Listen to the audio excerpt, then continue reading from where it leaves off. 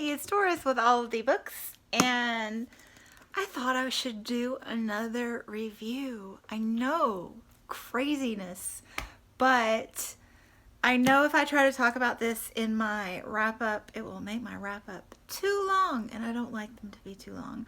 So I thought I would do a quick little video. Hopefully it's a quick little video, just giving you some thoughts on this book separately from my wrap-up, and then also include it there briefly.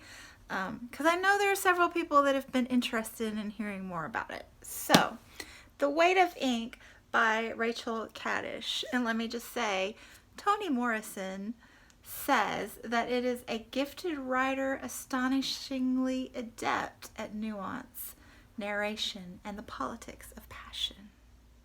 Yeah. So, this book is, let's just get this out of the way, it's 560 pages long, and it's what we like to call a slow burn. So what I'm saying is this is a bit of a time commitment. It's not a fast and furious read. But let me also say that this is probably the most intellectual book that I've ever read. It is pretty darn deep, definitely. So what is this book about? Basically, it's two storylines. One is a woman who is about to retire from academia in Britain. I don't remember which university. And then an American student who is there doing his dissertation on Jewish writings and Shakespeare. And he's having struggles with that leap. And somehow they get together. An old student of hers finds a cache of Jewish writings from the 1660s hidden in the walls of his home, and remembers his old professor and invites her over to view them. And this guy gets brought into the story because he is well versed in Hebrew and Portuguese. Yeah. That sounds so exciting, doesn't it? But it is. I can't even explain why these two people reading through these writings was so mesmerizing, but it was. So their storyline, their side of the story is reading through the letters and writings that they find. So a lot of them are epistolary in format.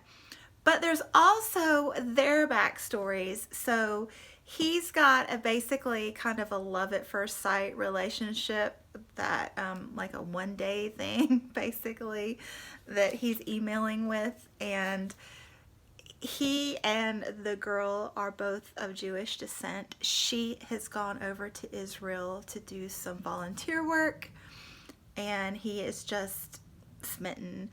The professor is not of Jewish descent, but her backstory, she went to Israel to do some volunteer work and had a relationship there that shaped the rest of her life. There was talk of Masada, which I was like, oh my gosh, I know what that is, because I just read The Dove Keeper, which I also have a review on. So none of this is spoiler, by the way. Yeah, so that's that side of the story. And there's this competition because, I mean, believe it or not, there's competition for these writings. Will we get through it in time? It's the tension. So then the other story is obviously back in the 1660s. You have this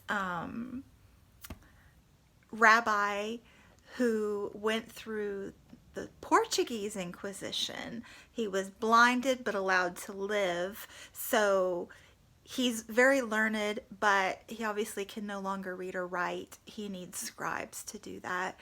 And it's the story of how he takes in a couple of teenage orphans that he had been teaching, and when their parents die, they come live with him, and the boy is supposed to scribe for him, but he's more of a hands-on laborer type. And the girl who ends up being the best student he's ever had, but you know the but. In that era, girls weren't allowed to be educated. It was basically an abomination. So it's very beautiful to watch this story of her passion for knowledge, just a great passion for knowledge and learning on the sly. Like, he doesn't even tell her he's teaching her, but he knows. And it's just beautiful. And so then as the story progresses, there is not a conflict, but a tension between the rabbi's devoutness and humility with the Torah and the rabbinic texts, and her passion to understand, a lot of which is based on things that have happened in her past life. But she basically takes a somewhat atheistic or naturalistic view of God. And yeah, it's just very interesting to watch those storylines progress. You've also got the plague playing into this eventually. You got backstories in the 1660s as well. You've got the backstory of the rabbi with the Portuguese Inquisition.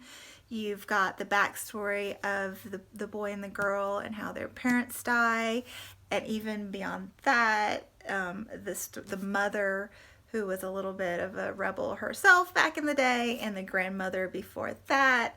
So yeah, it's very, very much a story of feminism, very much a story of thoughts on religion. It's historical fiction, and as I said, it's profoundly academic. So if you're not in for the long haul with the academics, don't pick this up until you are, because that's definitely a part of it. So, heavy duty book. I thought it was very interesting. And yeah, toward the end, I was just like flipping through to see what happens. There's a sweet little story at the end. Yeah, it's just, I really enjoyed it.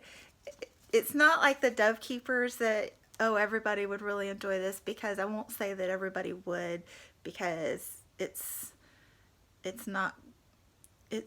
560 pages.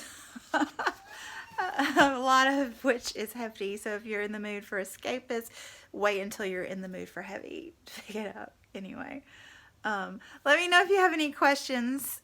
But yeah, I thoroughly enjoyed it. So thanks for watching, and I'll be back soon. Bye. And one more thing I forgot to mention, the author does an excellent job of weaving all the little tiny threads of extraneous characters together into a cohesive ending. It all makes sense.